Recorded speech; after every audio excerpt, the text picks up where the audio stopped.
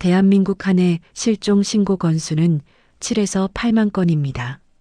여러분의 관심과 도움이 절실합니다. 구독과 좋아요, 알림 설정 먼저 누르시고 꼭 공유해 주세요. 1986년 4월 2일 저녁, 전남 구례의 작은 보건소입니다. 박미령은 시계를 보았어요. 밤 9시 20분. 평소보다 1시간은 늦은 시간이었죠. 오늘은 환자가 유난히 많았습니다. 급성 장염에 걸린 아이, 농사일 중 손가락을 다친 할머니, 계단에서 넘어진 중학생까지 미령은 한 사람 한 사람 정성껏 진료했어요. 서두르지 않았습니다. 환자의 말을 끝까지 들어주는 게 미령의 방식이었거든요. 마지막 환자가 나간 뒤 진료실은 고요해졌습니다. 미령은 책상 앞에 앉아 서류를 정리하기 시작했어요. 진료 기록, 처방전, 약품 재고 목록. 손에 익은 일상이었죠. 창밖으로는 방금 멈춘 빗물이 가로등 아래에서 반짝이고 있었습니다. 봄비 특유의 축축한 공기가 유리창 틈새로 스며들어왔어요. 그때였습니다. 미령의 손이 멈췄어요. 책상 서랍 깊숙한 곳에서 편지 한 장을 꺼냈죠. 이미 여러 번 읽은 편지였습니다. 구겨진 흔적이 역력했어요. 펼쳐진 종이 위에는 몇 줄의 짧은 문장이 적혀 있었죠. 미령아, 내가 돌아왔어. 우리 다시 만나야 해. 서명은 없었습니다. 하지만 미령은 누군지 알고 있었어요. 필체만 봐도 알 수 있었죠. 손이 떨렸습니다. 편지를 다시 서랍에 넣으려던 미령의 얼굴은 창백했어요. 눈가에는 피로가 짙게 깔려 있었습니다. 미령은 깊게 한숨을 내쉬었어요. 서울을 떠나온 지 2년이 지났습니다. 대형 종합병원에서 잘 나가던 의사였죠. 승진 제의도 여러 번 받았어요. 하지만 미령은 모든 걸 뒤로하고 이 작은 시골 보건소를 선택했습니다. 이유는 간단했어요. 더 이상 그곳에 있을 수 없었거든요. 병원 내부의 부조리, 환자보다 돈을 우선시하는 시스템, 말 못할 비리들. 미령은 그 모든 걸 견뎠습니다. 아니, 견디려고 애썼죠. 하지만 어느 순간 한계에 부딪혔어요. 양심과 현실 사이에서 무너져 내리는 자신을 느꼈습니다. 그래서 떠났습니다. 아무도 모르는 곳으로. 구례에 온 뒤 미령은 다시 의사로서의 보람을 찾았어요. 산골 할머니들의 혈압을 재고 아이들의 예방접종을 챙기고 밤늦게까지 왕진을 다녔죠. 사람들은 미령을 믿었습니다. 박 선생님이 오셔서 정말 다행이에요라는 말을 자주 들었어요. 하지만 최근 한 달은 달랐습니다. 미령은 잠을 제대로 못 잤어요. 악몽에 시달렸죠. 서울에서의 기억들이 꿈속에서 되살아났습니다. 복도 끝에서 들리던 속삭임, 수술실 문 너머의 비명, 그리고 차가운 시선으로 자신을 바라보던 누군가의 얼굴. 동료 간호사 장혜란이 물었습니다. 선생님, 요즘 안색이 너무 안 좋으세요. 무슨 일 있으세요? 미령은 고개를 저었어요. 괜찮아요. 그냥 좀 피곤해서 그래요. 하지만 혜란은 알고 있었습니다. 미령이 거짓말을 하고 있다는 걸. 진료실에서 혼자 울고 있던 모습을 본 적이 있었거든요. 전화기를 붙잡고 멍하니 앉아있던 모습도요. 그리고 며칠 전 혜란은 이상한 장면을 목격했습니다.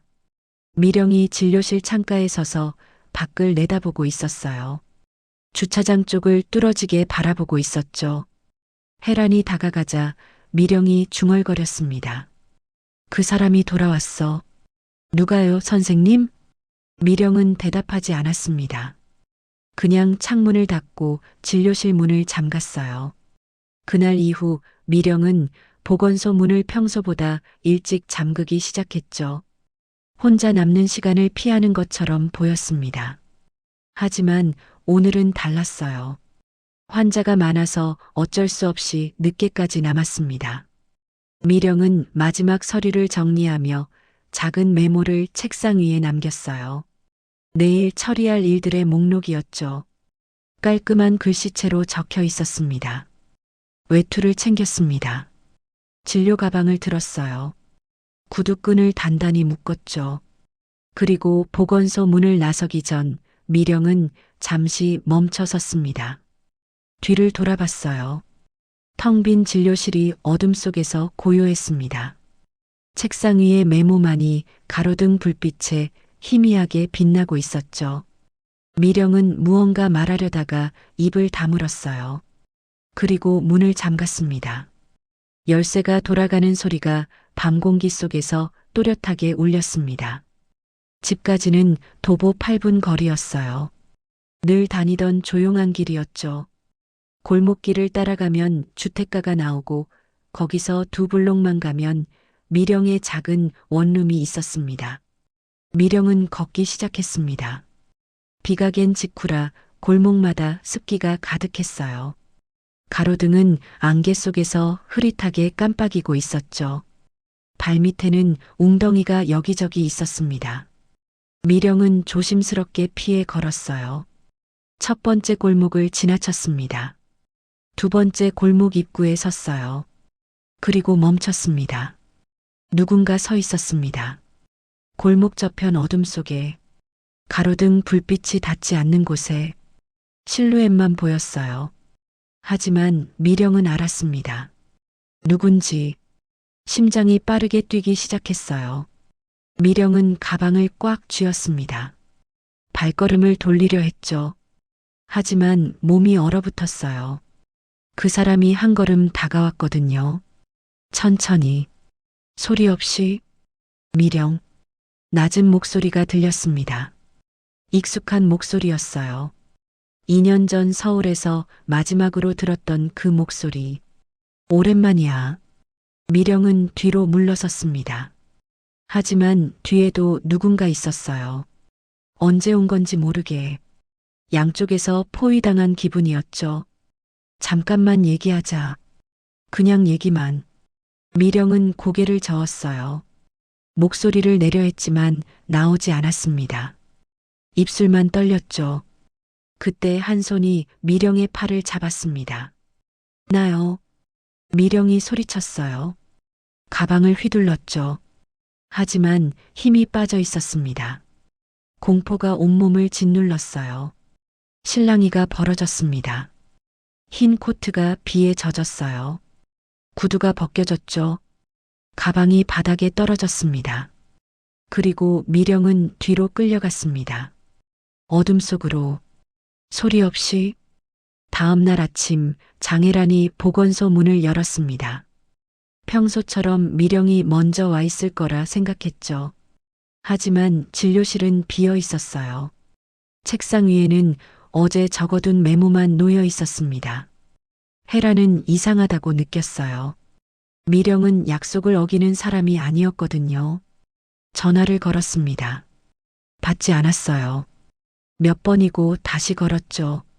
여전히 신호만 갔습니다. 점심때가 되자 혜란은 경찰에 신고했어요. 경찰이 미령의 집을 찾아갔습니다. 문은 잠겨 있었어요. 안에는 아무도 없었죠.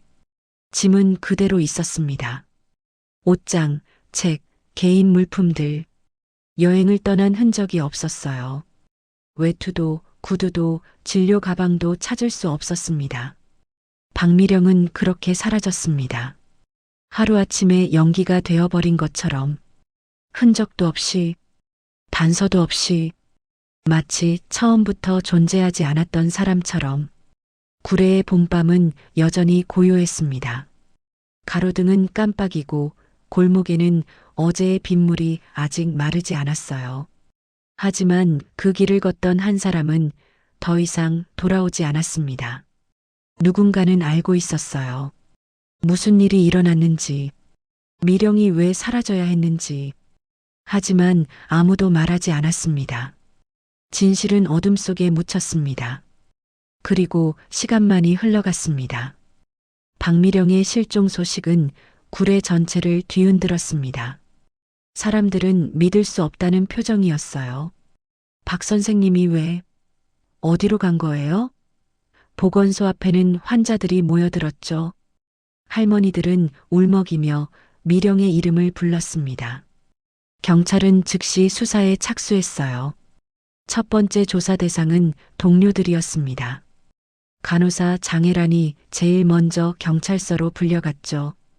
혜란은 떨리는 목소리로 말했습니다. 선생님은 정말 좋은 분이셨어요. 환자들을 가족처럼 대하셨죠. 최근에 이상한 점은 없었나요? 혜란은 잠시 망설였습니다. 그리고 천천히 입을 열었어요. 한 달 전부터 많이 힘들어 하셨어요. 밤에 잠을 못 주무시는 것 같았죠. 얼굴이 날로 수척해지셨거든요. 경찰은 메모를 했습니다. 혜란은 계속 말했어요. 그리고 편지요. 편지를 자주 보셨어요. 무슨 편지죠? 잘은 모르겠어요. 하지만 그 편지를 볼 때마다 선생님 표정이 어두워지셨습니다. 손도 떨리시고요. 경찰은 몸을 앞으로 기울였습니다. 편지에 뭐가 적혀 있었나요? 못 봤어요. 선생님이 금방 서랍에 넣으셨거든요. 하지만 한 번은 혼잣말을 들었습니다. 혜란의 목소리가 작아졌어요. 그 사람이 돌아왔어. 라고 하셨어요. 그 사람, 누구를 말하는 걸까요? 경찰은 미령의 과거를 조사하기 시작했습니다. 박미령은 1952년생이었어요. 서울에서 태어났죠. 어렸을 때부터 공부를 잘했습니다. 의대에 수석으로 입학했어요. 졸업 후에는 서울의 대형 종합병원에 취직했죠. 1980년부터 1984년까지 미령은 그 병원에서 일했습니다. 승진도 빨랐어요. 실력이 뛰어났거든요. 수술 실력도 좋았고 환자들의 신뢰도 두터웠죠. 동료들은 미령을 존경했습니다. 저 사람은 분명 큰 의사가 될 거야. 하지만 1984년 가을 뭔가 달라졌습니다. 미령은 갑자기 사직서를 냈어요. 이유는 명확하지 않았죠. 개인 사정이라고만 적혀 있었습니다. 병원 측은 만류했어요. 조금만 더 있어봐요. 곧 과장 승진인데. 하지만 미령은 고개를 저었습니다. 그리고 사라졌어요. 서울에서 몇 달 후 미령은 전남 구례의 작은 보건소에서 다시 나타났습니다. 화려한 종합병원에서 시골 보건소로. 누가 봐도 이상한 선택이었죠. 경찰은 서울병원 측에 연락했습니다. 박미령 선생님이 왜 그만두셨는지 아십니까? 전화 너머에서 잠시 침묵이 흘렀어요. 그리고 조심스러운 목소리가 들렸습니다. 그건 저희도 잘 모릅니다. 갑작스러웠거든요. 당시 병원에 무슨 문제가 있었나요? 또 침묵이었습니다. 경찰은 기다렸어요. 그리고 상대방이 말했습니다. 기록을 보니 그 시기에 내부 감사가 있었네요.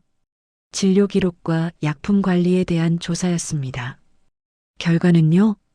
특별한 문제는 발견되지 않았습니다.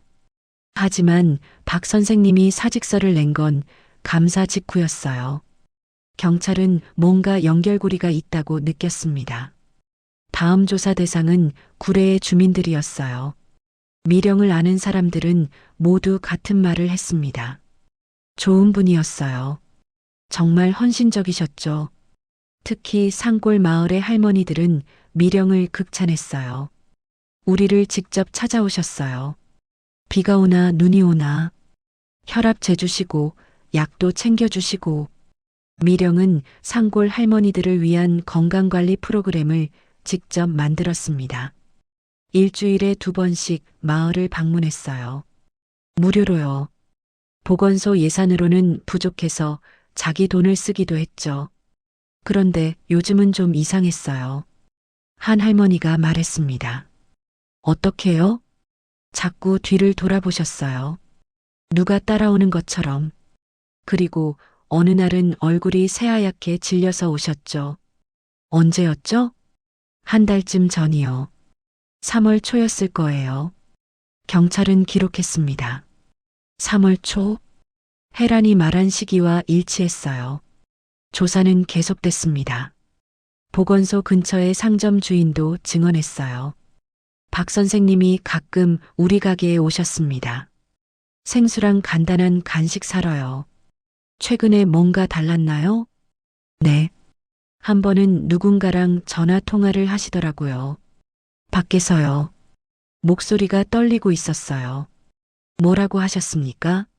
정확히는 못 들었는데 안 된다. 이제 그만해야 한다. 이런 말씀을 하셨던 것 같아요. 경찰은 미령의 전화 기록을 요청했습니다. 하지만 이상했어요. 최근 한 달간 미령이 건 전화는 거의 없었죠. 보건소로 온 전화도 대부분 환자들이었습니다. 수상한 번호는 없었어요. 그렇다면 미령은 공중전화를 사용했을까요? 경찰은 보건소 주변의 공중전화 위치를 확인했습니다. 세 곳이 있었어요. 그리고 근처 상점 주인들에게 물었죠. 요즘 공중전화 쓰는 사람 봤나요? 한 주인이 고개를 끄덕였습니다. 박 선생님 본 것 같아요. 며칠 전에 밤늦게 공중전화 부스에 서 계시더라고요. 몇 시쯤이었죠? 10시 넘었을 거예요. 늦은 시간이라 기억에 남았거든요. 경찰은 전화회사에 연락했습니다. 하지만 공중전화 기록은 개인을 특정할 수 없었어요. 통화 시간과 번호만 남았죠. 막다른 골목이었습니다. 하지만 경찰은 포기하지 않았어요. 미령의 개인 물품을 조사하기 시작했죠. 집에서 가져온 일기장, 수첩, 서류들. 일기장은 단순했습니다. 진료 내용, 일정, 간단한 메모들. 개인적인 감정은 거의 적혀 있지 않았어요. 하지만 한 페이지에서 경찰은 멈췄습니다. 3월 5일자 일기였어요. 다시 시작될까봐 두렵다. 그때처럼 나는 도망칠 수 있을까? 아니면 이번에도 무너질까? 그때 무엇을 말하는 걸까요? 경찰은 다시 서울병원에 연락했습니다. 이번에는 더 구체적으로 물었어요. 1984년에 병원 내부에서 특이한 사건이 있었나요? 의료사고나 분쟁 같은 거요. 전화 너머에서 한숨소리가 들렸습니다. 공식 기록에는 없습니다. 하지만 소문은 있었어요. 무슨 소문이죠? 약품 횡령 의혹이요. 당시 일부 의료진이 고가 약품을 빼돌렸다는 얘기가 있었습니다. 하지만 증거가 없어서 흐지부지 됐죠. 박미령 선생님도 연루됐나요? 아니요. 오히려 반대였어요. 박 선생님이 그걸 알아챘다는 소문이 있었습니다. 그리고 신고하려 했다고요. 경찰은 숨을 멈췄습니다. 그런데요, 신고는 이루어지지 않았어요. 박 선생님이 그만두셨으니까. 그리고 그 후로 소문도 사라졌습니다. 전화가 끊겼습니다. 경찰은 이제 알았어요. 미령이 왜 서울을 떠났는지, 왜 구례로 왔는지, 무엇으로부터 도망친 건지. 하지만 중요한 건 따로 있었습니다. 그 사람들이 미령을 찾아온 거예요. 2년이 지난 후에. 구례까지. 왜 지금일까요? 왜 갑자기 다시 나타난 걸까요? 경찰은 더 깊이 파고들었습니다. 그리고 한 가지 사실을 발견했어요.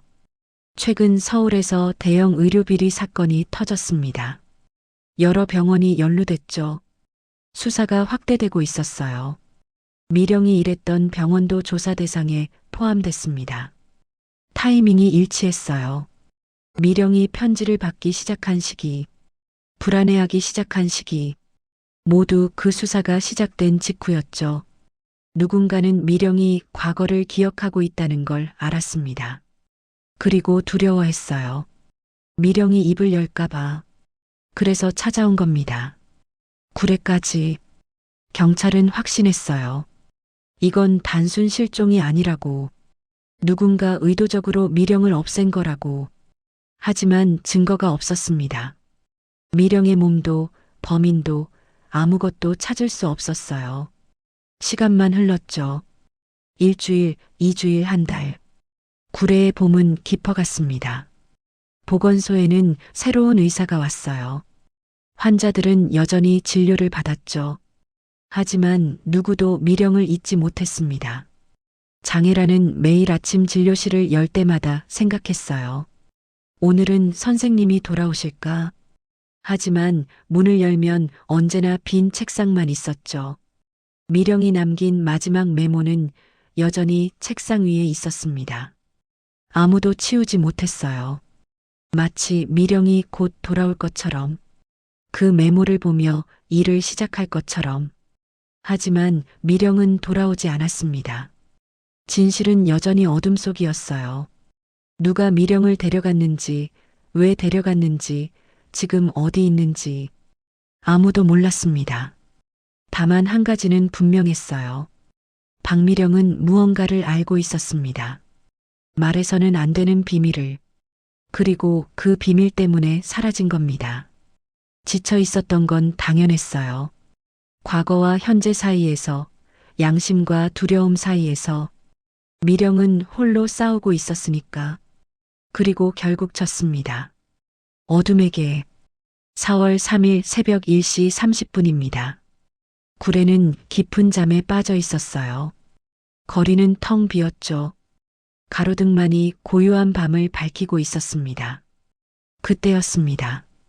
보건소 근처를 지나던 택시 기사 김동수가 이상한 걸 발견했어요. 2층 진료실에 불이 켜져 있었죠. 창문 너머로 희미한 빛이 새어나오고 있었습니다. 김동수는 차를 세웠어요. 시계를 봤죠. 새벽 1시 32분. 이 시간에 누가 보건소에 있을까요? 혹시 도둑일까요? 김동수는 잠시 망설였습니다. 그냥 지나칠까? 아니면 신고할까? 고민하다가 가까운 파출소로 향했어요. 10분 거리였죠. 새벽 1시 45분 경찰 2명이 보건소에 도착했습니다. 현관문은 잠겨 있었어요. 창문으로 안을 들여다봤죠. 1층은 어두웠습니다. 하지만 2층에서는 여전히 불빛이 보였어요. 누구 있습니까? 경찰이 소리쳤습니다. 대답이 없었어요. 다시 한번 불렀죠. 문 열어주세요. 여전히 침묵이었습니다. 경찰은 건물 뒤편을 확인했어요. 비상구도 잠겨 있었죠. 창문도 모두 닫혀 있었습니다. 강제 침입 흔적은 없었어요. 하지만 2층의 불은 계속 켜져 있었습니다. 경찰은 보건소 관리인에게 연락했어요. 20분 후 관리인이 열쇠를 들고 도착했죠. 손이 떨리고 있었습니다. 이 시간에 누가 있을 리 없는데요. 문이 열렸습니다. 경찰이 먼저 들어갔어요. 손전등을 켰죠. 1층 복도는 고요했습니다. 발소리만 울렸어요. 계단을 올라갔습니다. 2층 진료실 문 앞에 섰어요. 문틈 사이로 불빛이 새어나왔죠. 경찰은 문손잡이를 잡았습니다. 잠겨 있지 않았어요. 문을 열었습니다. 진료실은 텅 비어 있었습니다. 책상 위에 스탠드만 켜져 있었어요. 의자는 뒤로 밀려 있었죠. 컴퓨터 화면이 희미하게 빛나고 있었습니다. 경찰은 조심스럽게 안으로 들어갔어요. 주변을 살폈죠. 아무도 없었습니다. 창문도 닫혀 있었어요. 이상하네요. 분명 불이 켜져 있었는데. 경찰이 컴퓨터 화면을 봤습니다. 로그인 화면이었어요. 하지만 뭔가 이상했죠. 마우스를 움직이자 화면이 바뀌었습니다. 이미 누군가 로그인한 상태였어요. 박미령의 계정이었습니다. 경찰은 숨을 멈췄습니다. 관리인을 불렀어요. 박 선생님 계정이 로그인돼 있습니다. 이게 가능한가요? 관리인이 다가왔습니다. 화면을 보더니 고개를 저었어요. 불가능해요. 박 선생님은 실종되셨잖아요. 그리고 컴퓨터는 제가 어제 저녁에 직접 껐습니다. 확실합니까? 네. 매일 저녁 순찰할 때 전원을 끕니다. 전기세 절약하려고요. 경찰은 키보드를 봤어요. 먼지가 살짝 쌓여 있었죠. 하지만 자판 몇 개는 깨끗했습니다. 최근에 누군가 사용한 흔적이에요. 마우스도 확인했습니다. 손가락 자국이 희미하게 남아 있었어요. 지문 채취해야겠습니다. 경찰은 무전으로 본서에 연락했어요. 30분 후 감식반이 도착했죠. 그동안 경찰은 컴퓨터 화면을 자세히 살펴봤습니다. 진료 기록 프로그램이 열려 있었어요. 환자 목록이 보였죠. 하지만 이상한 점이 있었습니다. 목록에 빈칸이 있었어요. 환자 번호는 연속되는데 중간에 2개가 비어 있었죠. 37번 다음이 바로 40번이었습니다. 38번과 39번 환자는 어디 갔죠? 관리인도 고개를 갸우뚱했습니다. 이상하네요. 진료 기록은 절대 삭제하면 안 되는데. 경찰은 시스템 로그를 확인했어요. 접속 기록이 남아 있었죠. 오늘 새벽 1시 18분. 박미령 계정으로 로그인. 1시 23분. 환자 기록 2건 삭제. 1시 26분. 로그아웃. 삭제된 시각과 김동수가 불을 발견한 시각이 거의 일치했습니다. 누군가 새벽에 몰래 들어와서 기록을 지운 거예요. 박미령의 계정을 사용해서. 하지만 어떻게 들어왔을까요? 문은 모두 잠겨 있었는데. 경찰은 건물을 샅샅이 뒤졌습니다. 창문, 환기구, 지붕, 모든 곳을 확인했어요. 하지만 침입 흔적은 없었죠. 그렇다면 열쇠를 가진 사람일까요? 관리인에게 물었습니다. 열쇠는 누가 갖고 있죠? 저랑 박 선생님 그리고 소장님 3명뿐입니다. 소장님은 어디 계십니까? 출장 가셨어요. 서울에 3일 전부터요. 경찰은 소장에게 전화했습니다. 소장은 서울 호텔에 있었어요.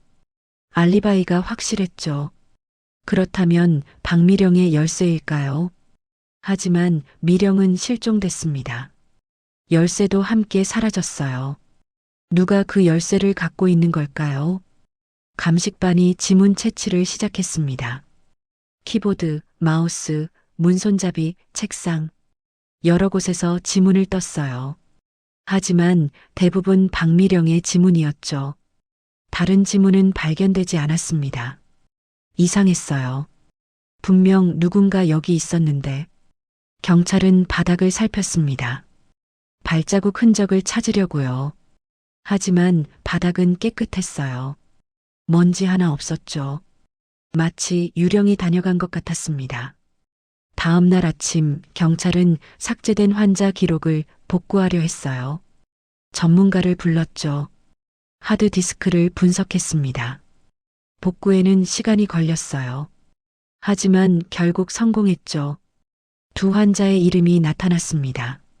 첫 번째 정기문, 46세, 구례 거주. 2번째 이수진, 28세, 서울 거주. 경찰은 즉시 2 사람을 조사했습니다. 먼저 정기문이었어요. 정기문은 구례에서 영향력 있는 인물이었습니다. 마을 영농조합 대표였죠. 구청 인사들과도 친분이 있었어요. 지역에서 모르는 사람이 없었습니다. 경찰이 정기문의 집을 찾아갔어요. 큰 기와집이었죠. 마당에는 고급 승용차가 2대 있었습니다. 정기문 씨 계십니까? 문이 열렸습니다. 중년 남자가 나왔어요. 인상이 강했죠. 눈빛이 날카로웠습니다. 무슨 일이십니까? 박미령 선생님과 관련해서 여쭤볼 게 있습니다. 정기문의 표정이 굳어졌어요. 잠시 침묵이 흘렀죠. 들어오시죠. 거실은 넓었습니다. 비싼 가구들이 놓여 있었어요. 정기문은 소파에 앉으며 말했습니다. 박 선생님 실종 소식 들었습니다. 안타까운 일이죠. 선생님과 친분이 있으셨나요? 환자였습니다. 가끔 보건소에 갔었죠.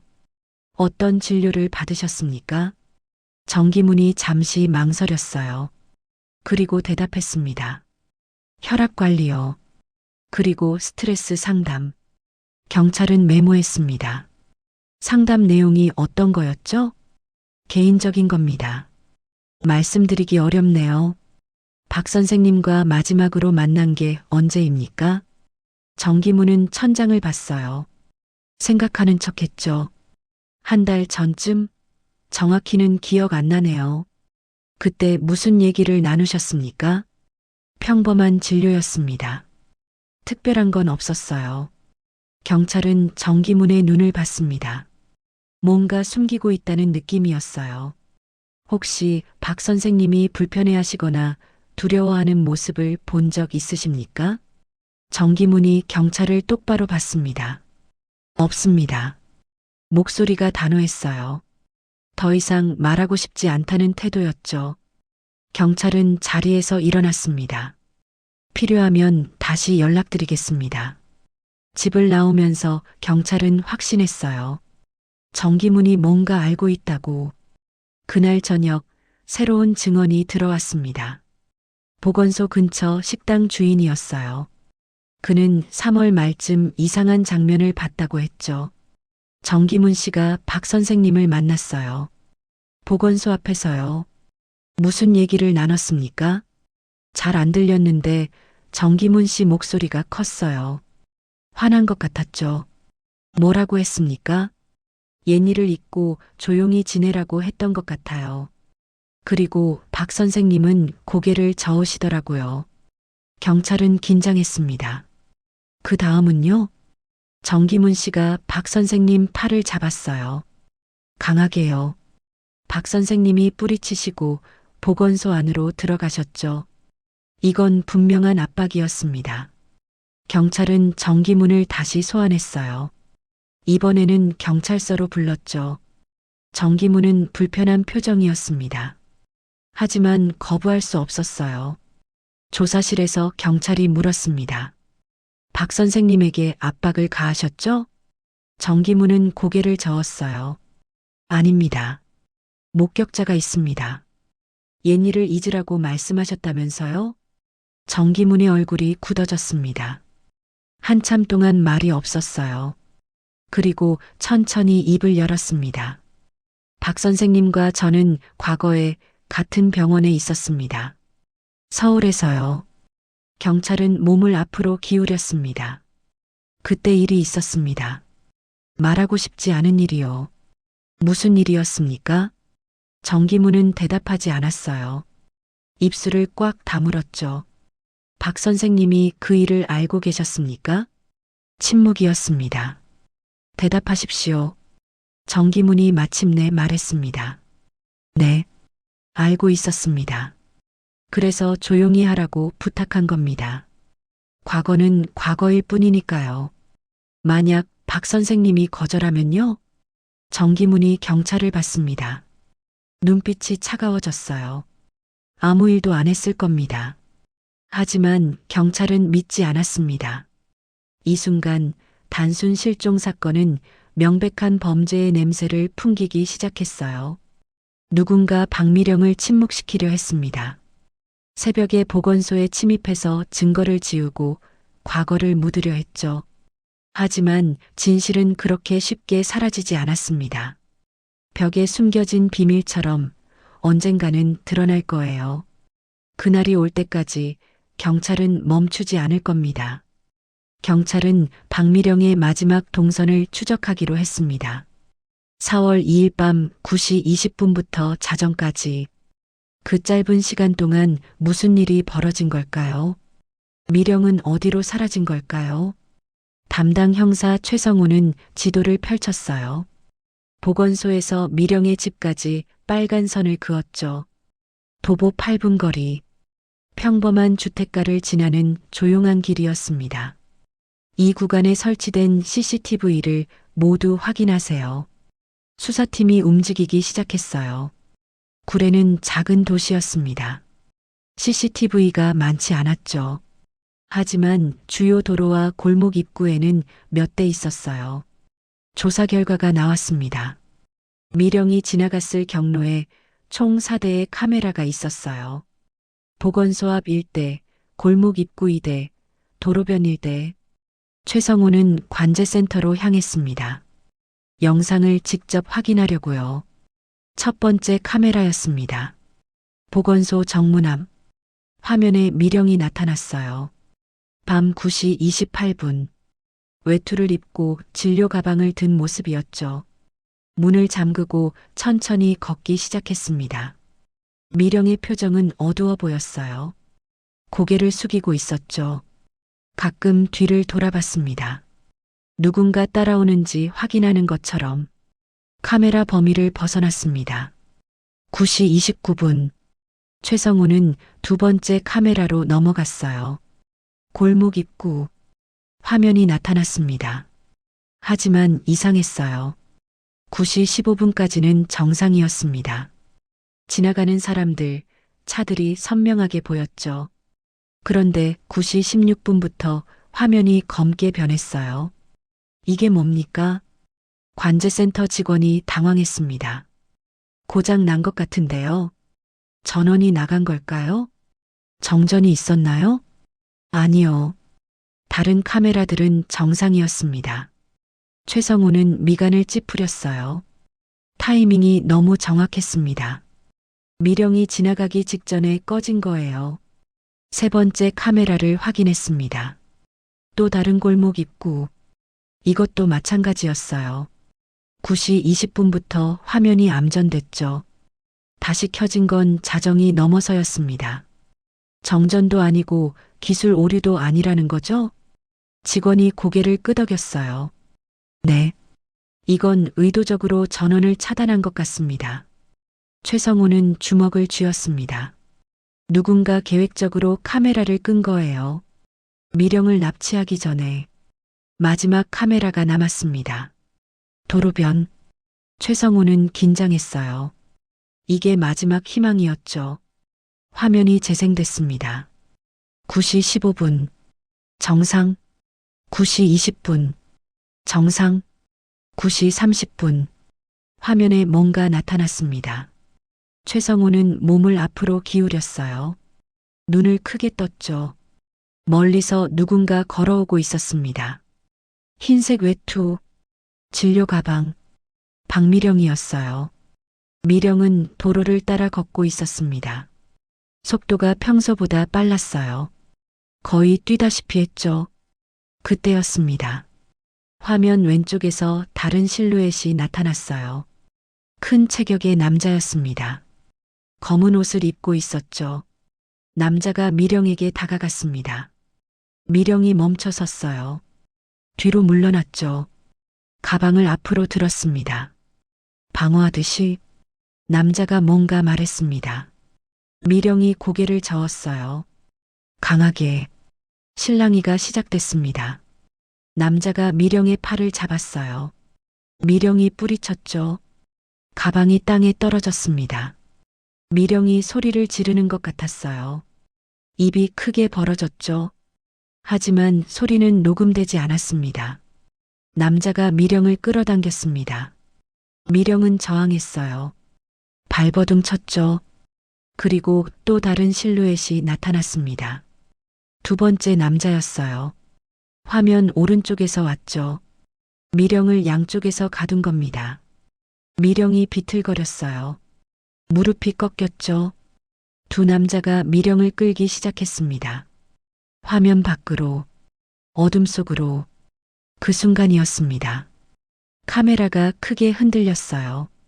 마치 누군가 때린 것처럼. 화면이 기울었죠. 하늘과 땅이 뒤섞였습니다.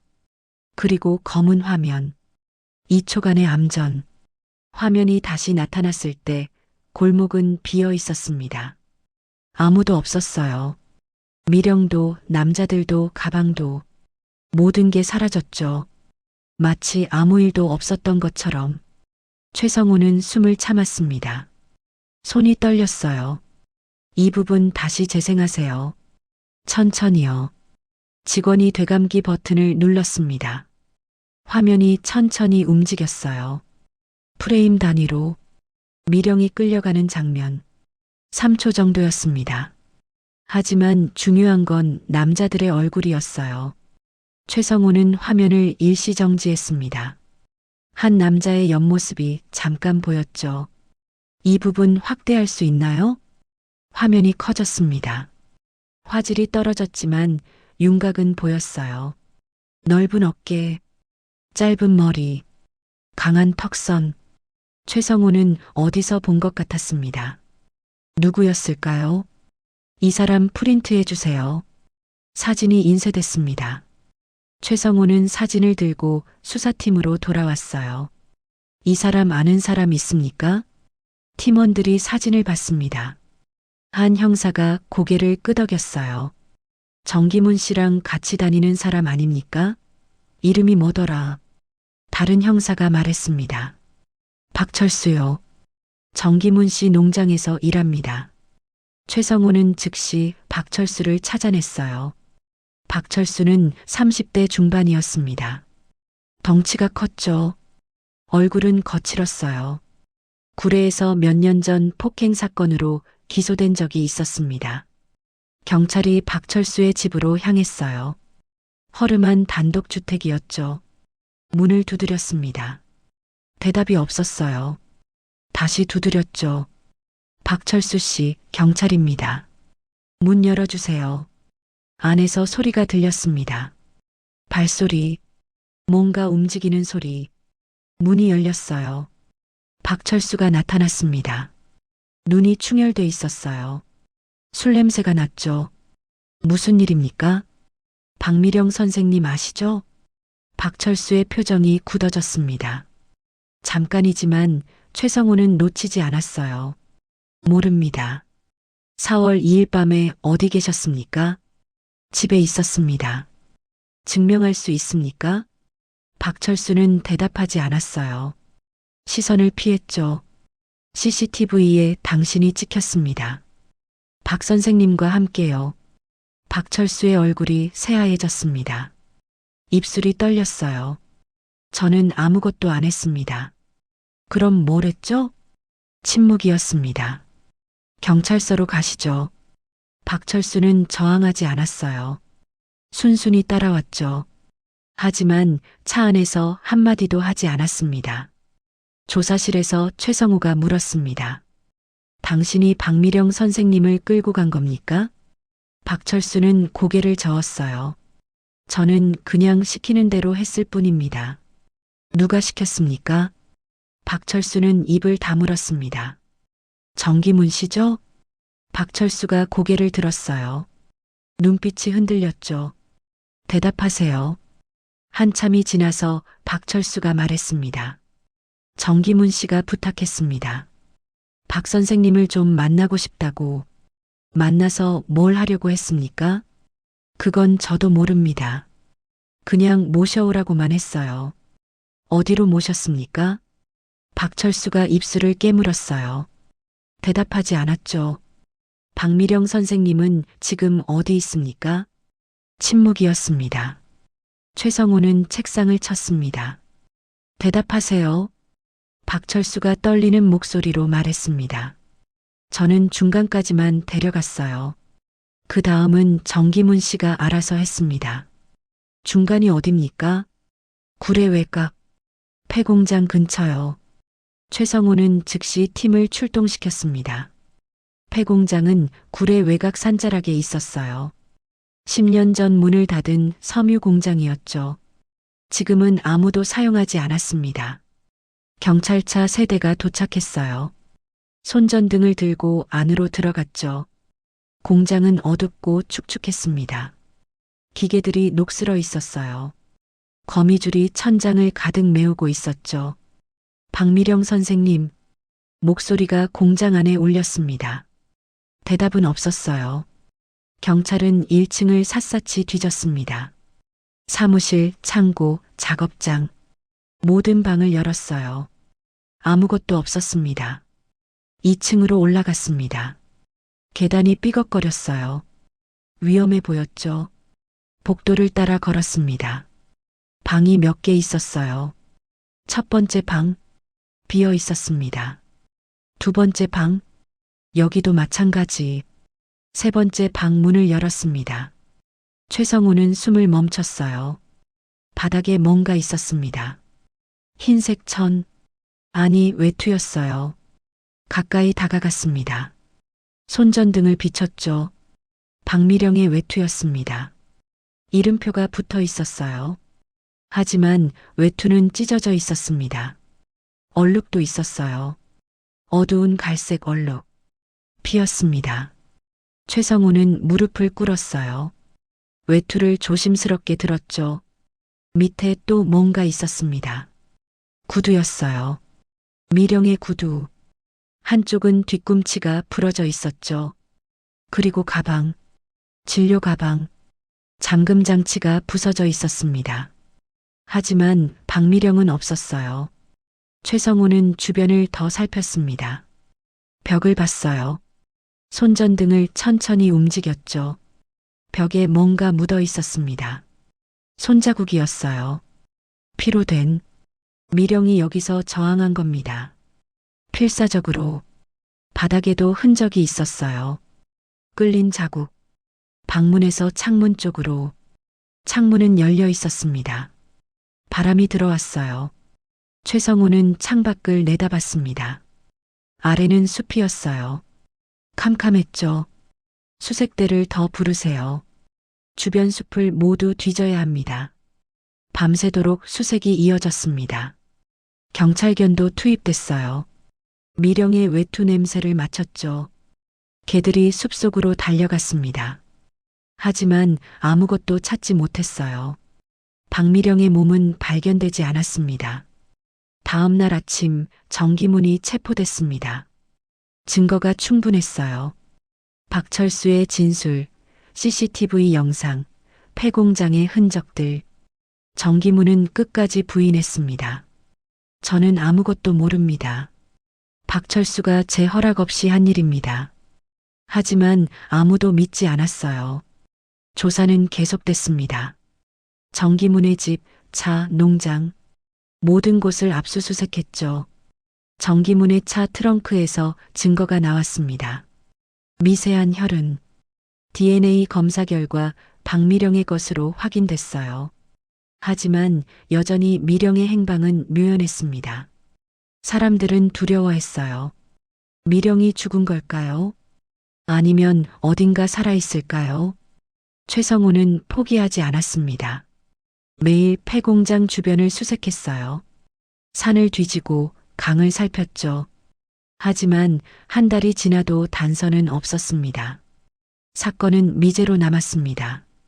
끊어진 화면들처럼, 의도된 어둠처럼, 진실은 깊은 곳에 묻혀버렸어요. 하지만 최성우는 알고 있었습니다.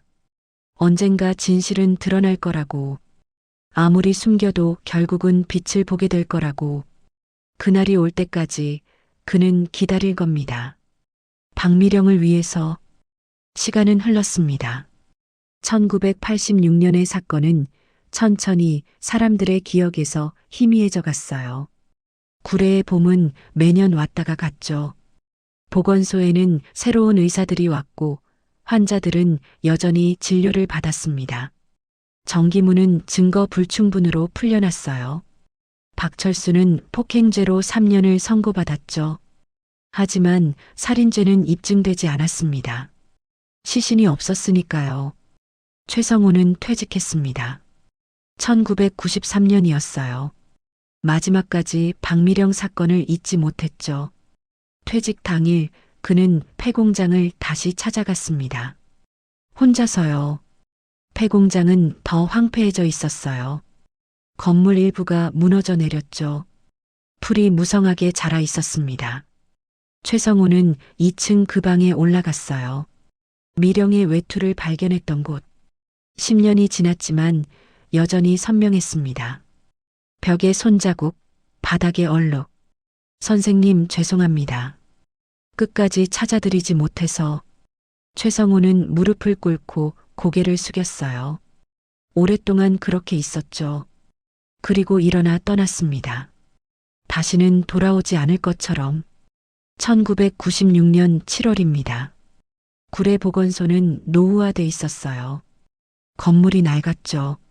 누수도 심했습니다. 구청은 대대적인 리모델링을 결정했어요. 공사가 시작됐습니다. 인부들이 내부 벽을 뜯어내기 시작했어요. 1층부터 시작했죠.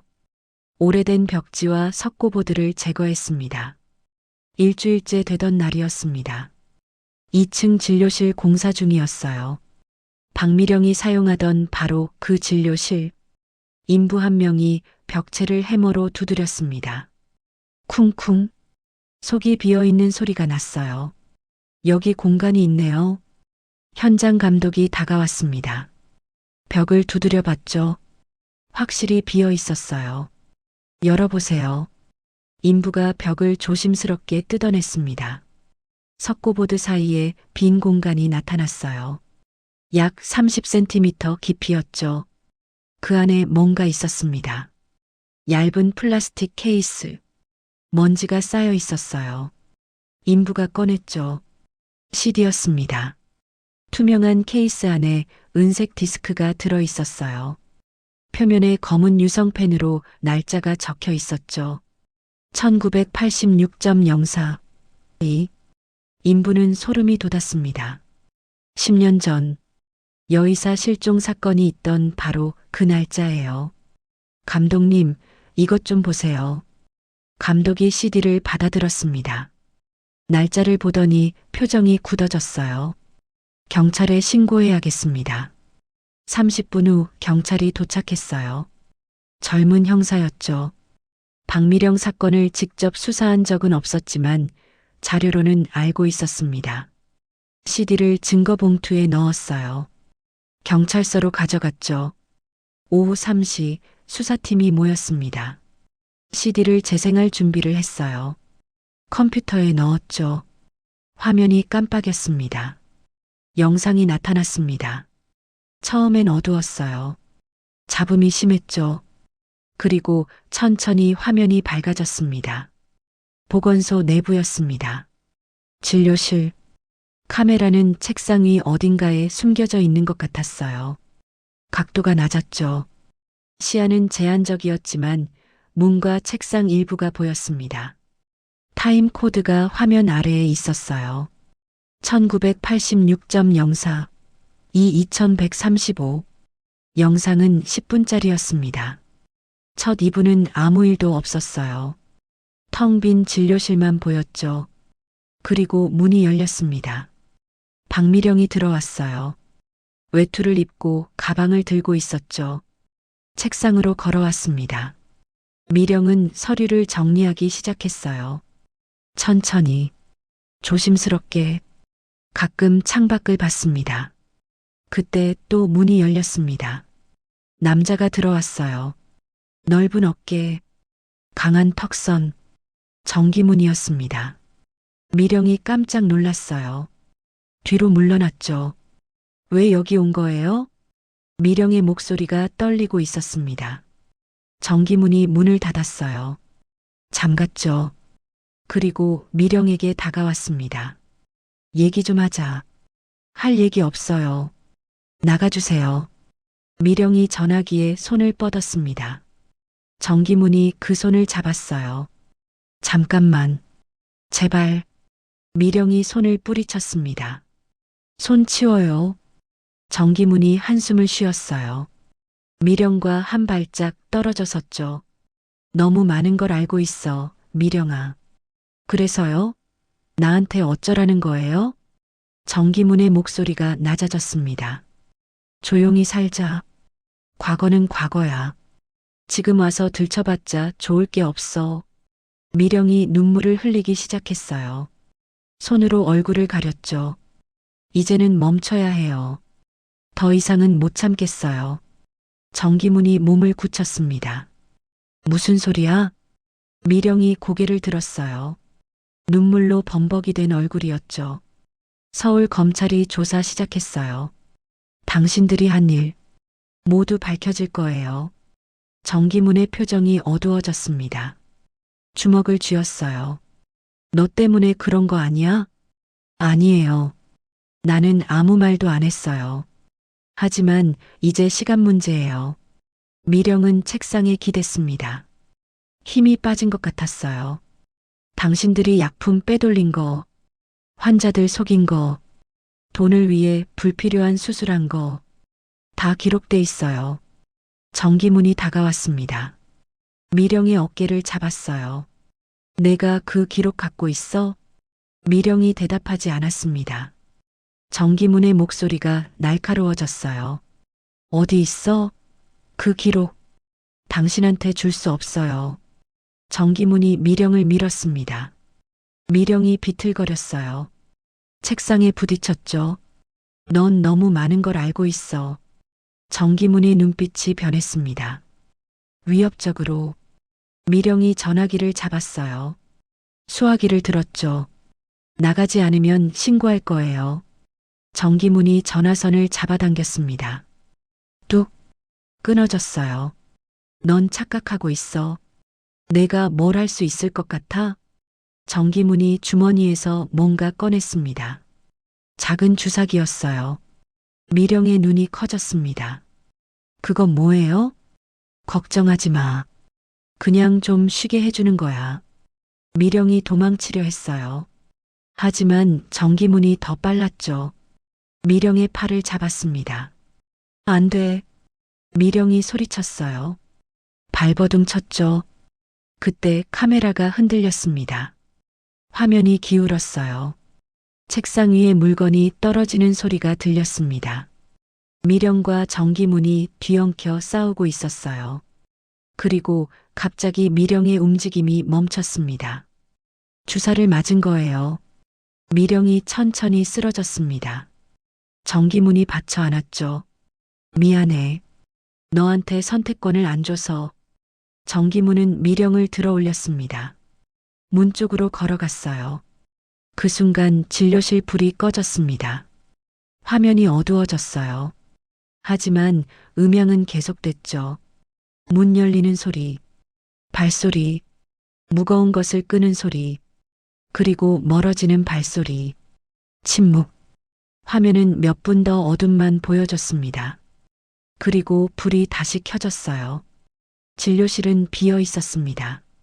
박미령은 사라졌죠. 하지만 카메라는 계속 돌아가고 있었어요.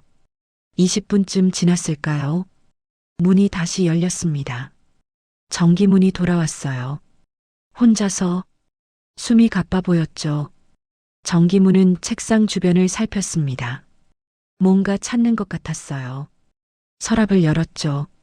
서류들을 뒤졌습니다. 못 찾은 모양이었어요. 짜증스러운 표이였죠. 그리고 컴퓨터를 켰습니다. 키보드를 두드렸어요. 화면을 응시했죠. 진료 기록을 삭제하는 것 같았습니다. 몇 분 후 정기문이 자리에서 일어났어요. 주변을 다시 한번 둘러봤죠. 그때였습니다. 정기문의 시선이 카메라 방향으로 향했습니다. 멈췄어요. 카메라와 눈이 마주친 거예요. 정기문이 천천히 다가왔습니다. 수사팀은 숨을 죽였어요. 화면을 똑바로 봤죠. 정기문의 얼굴이 크게 나타났습니다. 카메라 바로 앞까지 온 거예요. 그리고 뭔가 깨달은 표정이었습니다. 손을 뻗었어요. 화면이 흔들렸습니다. 검은 화면. 잡음. 영상이 끝났습니다. 수사실은 고요했어요. 아무도 말하지 않았습니다. 모두 충격에 빠져 있었죠. 팀장이 입을 열었습니다. 정기문을 체포하세요. 지금 당장. 하지만 늦었어요. 정기문은 이미 사라진 뒤였습니다. 3일 전부터요. 집도 농장도 비어 있었어요. 누군가 그에게 경고한 거예요. 증거가 나올 거라고. 경찰은 전국에 수배령을 내렸습니다. 공항, 항만, 국경, 모든 곳을 막았어요. 하지만 정기문은 나타나지 않았습니다. CD 영상은 전국적으로 보도됐어요. 뉴스에서 반복해서 나왔죠. 사람들은 충격에 빠졌습니다. 10년 전 실종 사건의 진실이 드러났습니다. 벽 속에 숨겨진 CD가 모든 걸 증명했습니다. 구레는 다시 한번 들썩였어요. 사람들은 보건소 앞에 모여들었죠. 박미령을 기억하는 할머니들이 울었습니다. 선생님, 이제라도 진실이 밝혀져서 다행입니다. 장혜란도 인터뷰에 응했어요. 눈물을 흘리며 말했죠. 선생님은 끝까지 정의로운 분이셨어요. 그래서 당하신 거예요. 최성우도 뉴스를 봤습니다. 퇴직 후 작은 아파트에서 살고 있었죠. 화면 속 박미령의 모습을 보며 눈물을 흘렸어요. 선생님, 죄송합니다. 진작 찾았어야 했는데. 하지만 한 가지 의문이 남았습니다. 누가 그 CD를 벽 속에 숨긴 걸까요? 박미령일까요? 정기문이 오기 전에 미리 녹화해 둔 걸까요? 아니면 다른 누군가일까요? 경찰은 CD를 분석했습니다. 지문 검사를 했어요. 하지만 너무 오래돼서 명확하지 않았죠. 다만 한 가지는 확실했습니다. 누군가는 알고 있었어요. 그날 밤 무슨 일이 벌어졌는지, 그리고 언젠가 진실이 밝혀지길 원했죠. 벽 속 깊은 곳에 CD를 숨긴 사람. 그 사람은 10년을 기다렸습니다. 건물이 리모델링 될 때까지, 누군가 발견할 때까지, 마치 타임캡슐처럼, 마치 유언처럼. 박미령의 마지막 외침이었을까요? 아니면 목격자의 양심이었을까요? 아무도 모릅니다. 하지만 그 CD는 세상에 나왔어요. 그리고 진실을 말했죠. 10년이 걸렸지만 결국 어둠은 빛을 이길 수 없었습니다. 정의는 늦었지만 왔습니다. 박미령은 여전히 돌아오지 않았어요. 시신도 발견되지 않았죠. 하지만 그녀의 목소리는 들렸습니다. CD 속에서 영원히 사라지지 않을 증언으로 이제는 멈춰야 해요. 그 말은 10년의 시간을 뛰어넘어 모두에게 울려 퍼졌습니다. 정의를 위해 싸운 한 사람의 용기, 그리고 진실을 밝히려 한 누군가의 헌신, 그것들이 모여 마침내 어둠을 걷어냈습니다. 구례의 봄은 다시 왔어요. 하지만 이번 봄은 달랐습니다. 보건소 앞에 작은 추모비가 세워졌어요. 박미령을 기리는 비석이었죠. 정의를 위해 싸운 의사, 박미령을 기억합니다. 사람들은 그 앞을 지나며 고개를 숙였습니다. 그리고 기억했어요. 옳은 일을 하다가 희생된 한 사람을, 끝까지 진실을 지키려 한 의사를. 박미령은 사라졌지만 그녀의 정신은 남았습니다. 벽 속에 숨겨진 CD처럼, 언젠가 세상에 나와 빛을 발할 거라는 믿음처럼. 진실은 결코 사라지지 않습니다. 아무리 깊이 묻혀도, 아무리 오랜 시간이 지나도 결국은 드러나게 돼 있습니다. 그것이 박미령이 우리에게 남긴 마지막 교훈입니다.